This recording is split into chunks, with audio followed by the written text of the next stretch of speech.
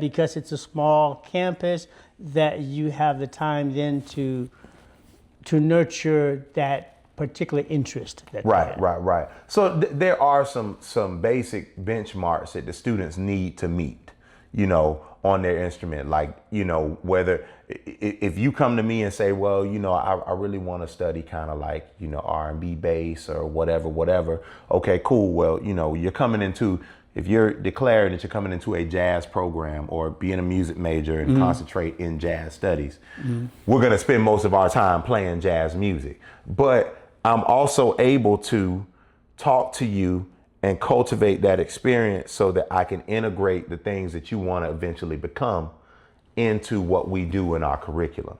So, and the beauty behind the reason why jazz studies is a major is it's not because we know that everybody wants to just be a jazz musician, Right. but there are many concepts that jazz applies to. I can use jazz language in church. I can use jazz language playing R&B, soul music. But some of those techniques in those languages don't necessarily cross back over in between jazz. Okay. So you take jazz and you can use it.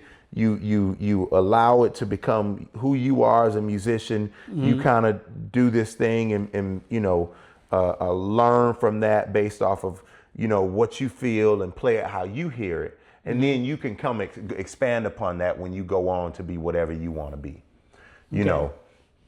When you study jazz music at Huston-Tillotson, it's like I said, it's not, all right, well, when you leave here, you're going to be the next Miles Davis, right? Okay.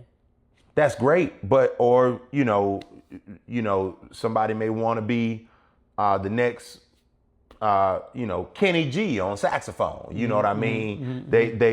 So, but what people don't know about Kenny G and other, huge prominent saxophone players is they study jazz language. Okay. You know what I mean? And then they were able to cultivate it and then, be who they want to be within the music. So, So yes, we're able to cater the experience to the student.